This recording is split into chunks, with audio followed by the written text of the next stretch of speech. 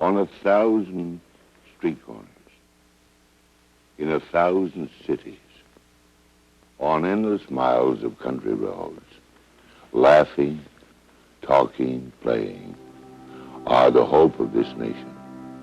Here is America. In their name, this nation was born, and in their hands will lie its destiny. A new world will be born under their footsteps. A new nation will be built. The young, the energetic, the restless, strong, determined, unyielding. Our children are the proud inheritors of all that is gone before. They are born of our flesh. They grow through our toil. They mature with our guidance. And so to their generation, we will pass the dream that was planted on these shores long ago. That dream is embodied in the spirit of freedom.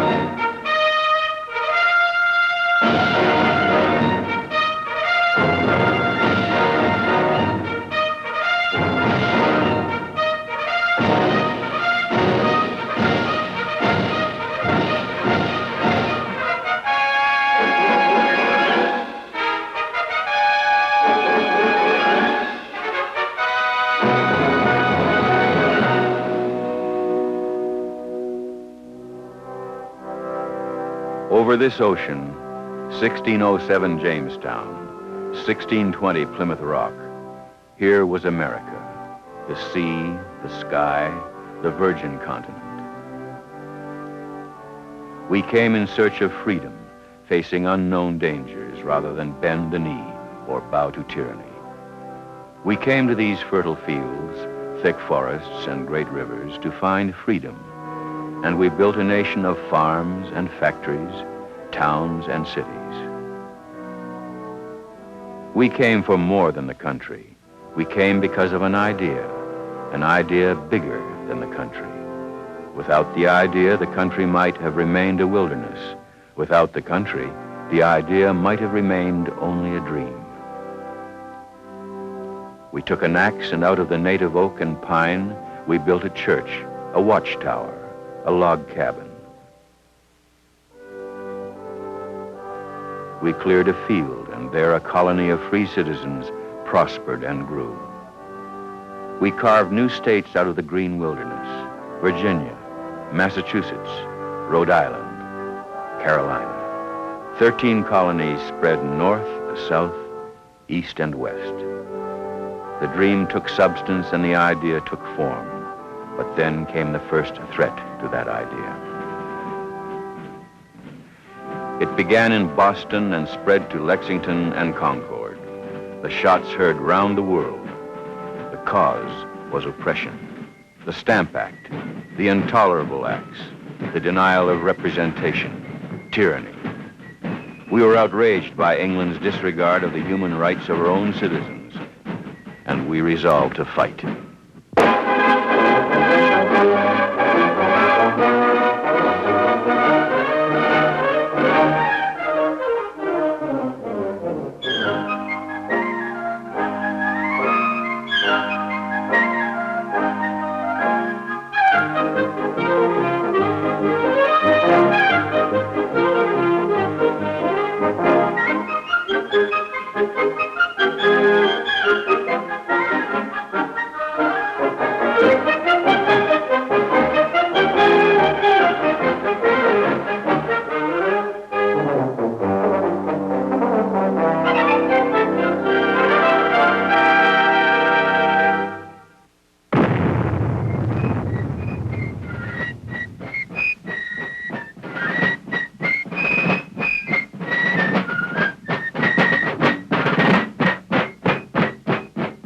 their wives and children, their farms and businesses to fight the British at Bunker Hill, at New York and Trenton, at Valley Forge and Saratoga.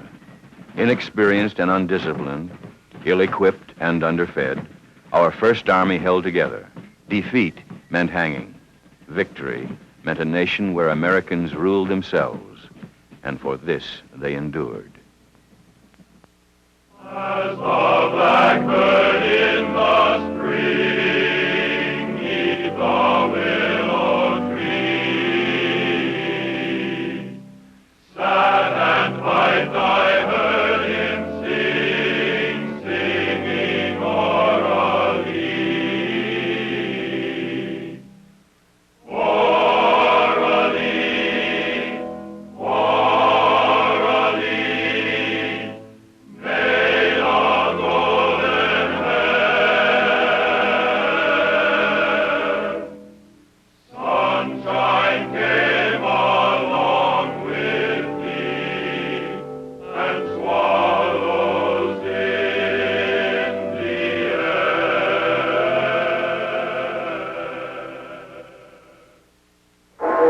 They endured for an idea, a new and revolutionary doctrine that had been expressed by men. All men are created equal. All men are entitled to the blessings of life, liberty, and the pursuit of happiness. Yorktown, 1781. 6 years after Lexington and Concord, 3 years after Valley Forge, we were a free and independent nation. The new idea had won its first test. Now we were faced with the task of passing it on to future Americans. We wrote the Constitution and the Bill of Rights, the sacred charter of we the people, the blood and sweat of we the people, the life, liberty, and happiness of we the people. The people were to rule, not some of the people, not the best people or the worst, not the rich people or the poor, but we the people, all the people.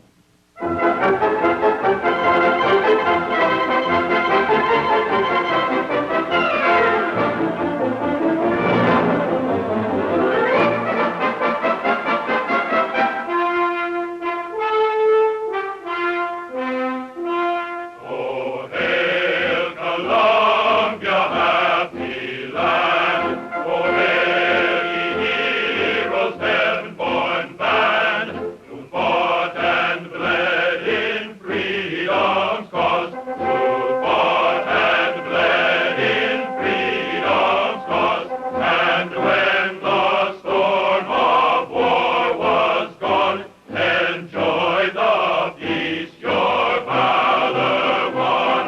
Let independence be our boast, never mindful what it cost, never grateful for the prize.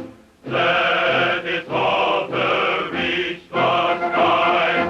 Firm united let us be, rally round our liberty.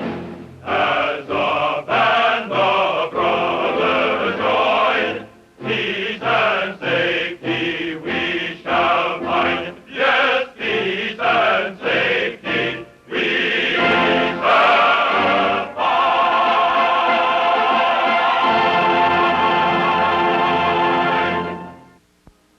Under men of vision, we spread out and explored a vast new continent.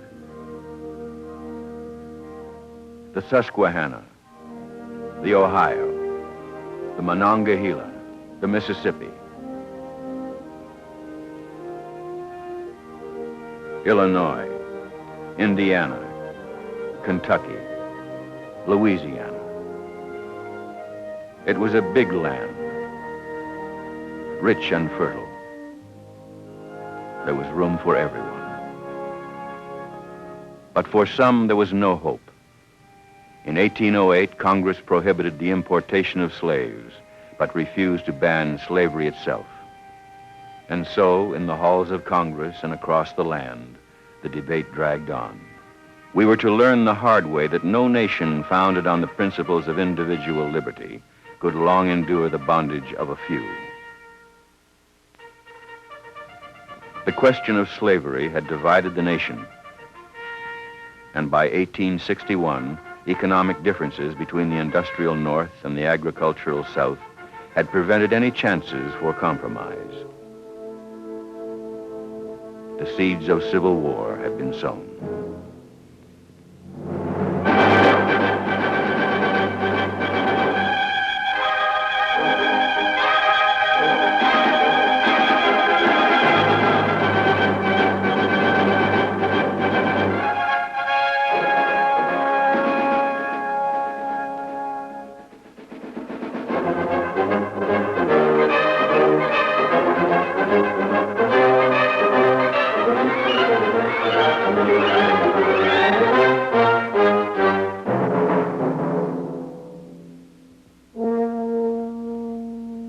We're standing tonight on the old campground. Give us a song to cheer our weary hearts, a song of home and the friends we love so dear. Fredericksburg, Atlanta, Chickamauga, Antietam. 600,000 Americans were killed. Their blood was shed on 100 battlefields in 1,000 towns and villages across our land.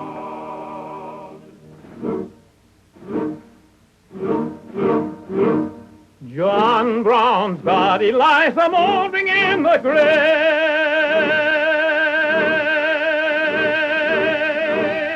John Brown's body lies a moldering in the grave. John Brown's body lies a moldering in the grave.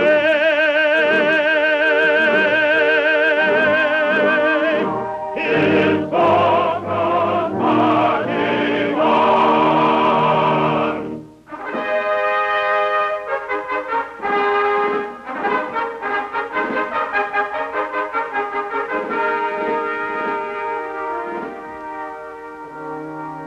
Glory, glory, hallelujah. Glory, glory, hallelujah. Glory, glory, hallelujah. His truth is marching on.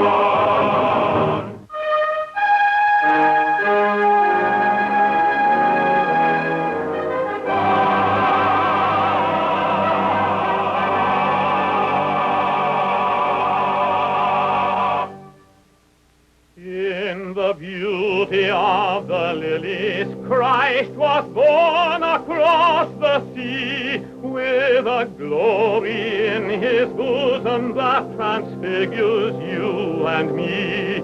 As he died to make man holy, let us live to make man free, while God is marching on.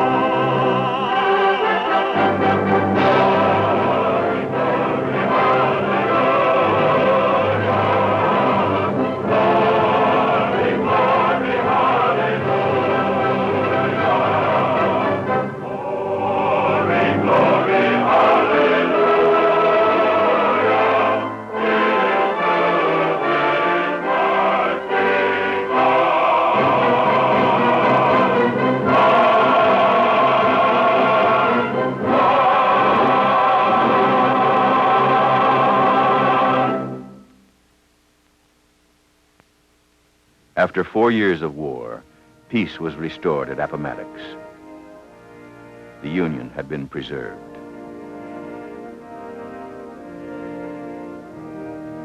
Out of the bitterness of civil war arose the understanding that our strength lay in one another, and that a nation divided against itself could not stand. And so out of the ashes emerged a new and a stronger country, ravaged by war yet dedicated to freedom, troubled yet anxious to rebuild.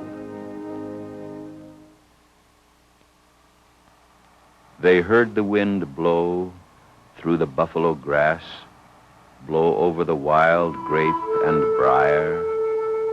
This was the frontier, and this your house was frontier.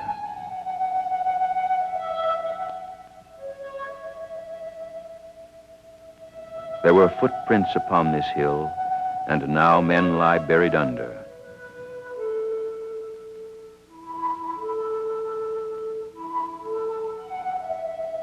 There was land, great, wide land, and a promise unfulfilled. Westward the wind beckoned the pioneers, and a great flood of humanity spread out across the plains, a rolling, restless wave of seeking men, settling and planting, struggling over mountain chains, pushing up river valleys to the new ground. Past the Rockies, past the Great Divide, across the Colorado and the Snake. On they pushed, on to find a promise, a hope, a dream. They made a road. They raised a house. And finally, there emerged a city. Yes, we have come a long way since Jamestown and Plymouth Rock, from log cabins and water mills. Over this ocean had come the first seeds of a new idea, and as the idea had grown, so had the land, until by the turn of this century, our nation stretched from one ocean to another. But to the east, across this same ocean, Europe was also caught up in change. Centuries of decaying alliances and intrigues had brought her to the brink of war. The world was shrinking fast, and we could no longer turn our backs on what was happening beyond our horizon. And so we felt the first winds of ominous change, of a coming era of violence and upheaval, a century of war, a time that would pose the greatest threat to our way of life.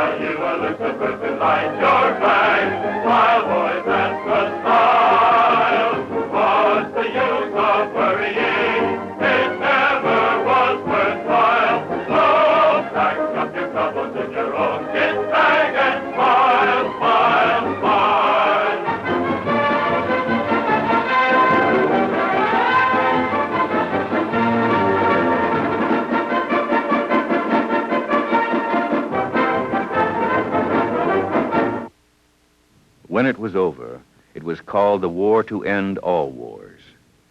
But it was only the prelude to coming disaster and even greater violence.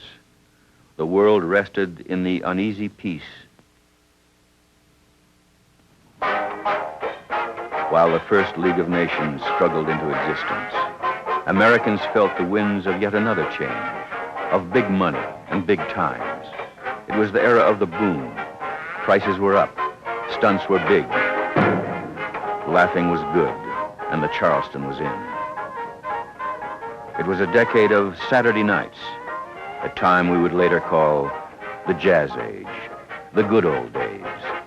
But for every Saturday night, there was a morning after. And when the hangover hit us, it came with an economic crash heard round the world. The stock market fell. Suddenly, we found ourselves plunged into the darkness of a world depression. Millions lost their jobs. Businesses closed. Thousands lost their homes. Bread lines stretched for blocks. Yet in the midst of one of the bleakest hours of our history, we still believed in the future and in our democratic way of life. We picked ourselves up, began new programs, and hoped for better times. But 5,000 miles away, it was a different story.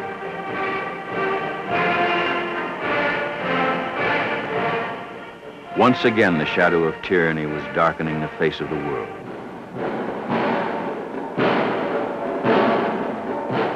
Once again, innocent people would become victims of the madness of war.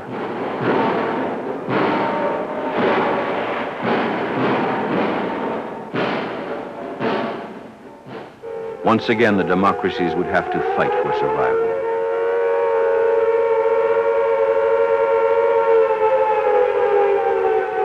But this time,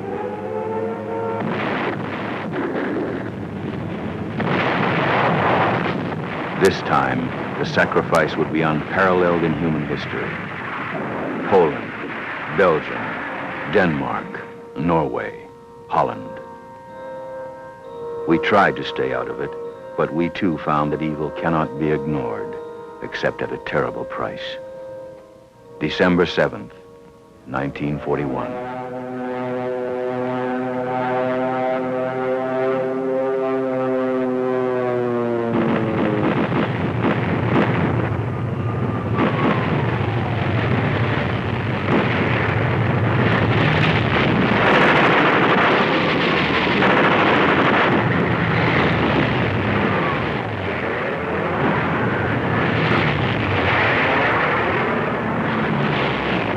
The tragedy of Pearl Harbor horrified the world and shocked us into action. Once again, we had to fight to protect the idea that our country was built on.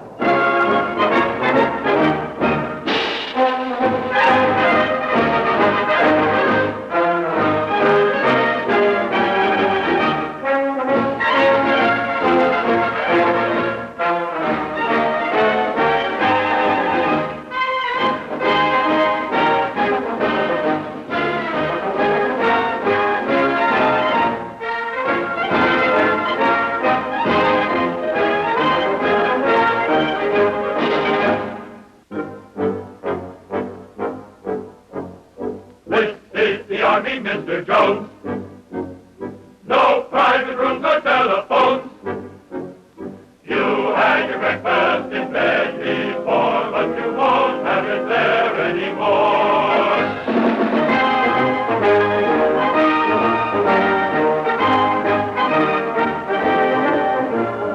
What do you do in the infantry? You march, you march, you march. What do you do when your back has got your back is discharged? There's many a falling cavalry, but never a falling heart. But what do you do in the infantry? You march, 2, 3, 4, march, 2, 3, 4, march, 2, 3, 4, 1, 2, 3, 4.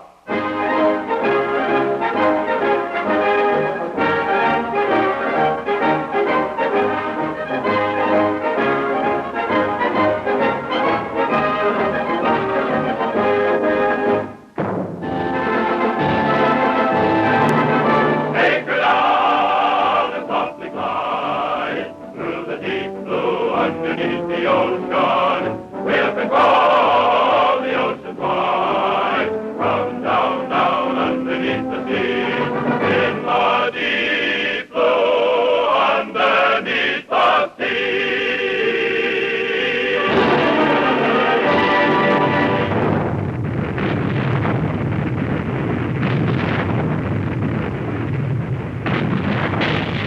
On land, on sea, and in the air, American fighting men were spread around 7/10 of the world's surface. Africa, Italy, Sicily, the Philippines, Normandy, Iwo Jima. Once again, we had to fight to protect the idea that our nation was built on. Once again, we fought, suffered, and died in the cause of freedom. And once again, the tragic sacrifice horrified the world.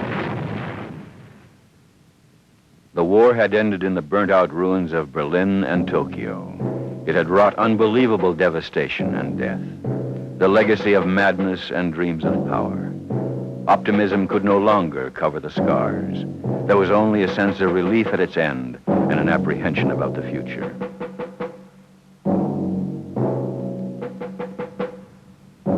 The age of the atom was with us. The world was still not safe, nor was it to be at peace. Now there were smaller aggressions, smaller evils which had to be stopped. Korea, Lebanon, Cuba, Berlin, Vietnam. The era of violence had not ended. In the place of major wars, there would be cold wars and wars of limited objectives. And through all of this, we would watch another era come.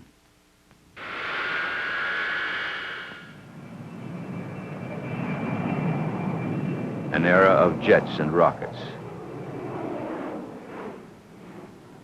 television, and traffic jams.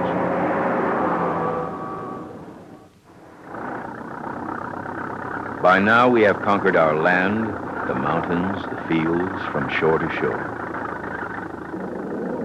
We have conquered the air and now reach beyond to space. America has never stopped growing. That is our most significant trait. We have always believed in the future and what it holds. We work for it, sweat for it, and many have died for it. This is America, built by the toil and the sweat of the men from all nations. And so we look back and see how it was done. And remember the countless millions who left their mark on this great land of ours. Of the millions more who shed their blood on the battlefield to preserve the spirit of freedom.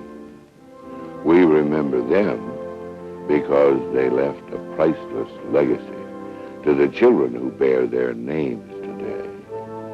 The spirit of freedom is their heritage and our hope for the future.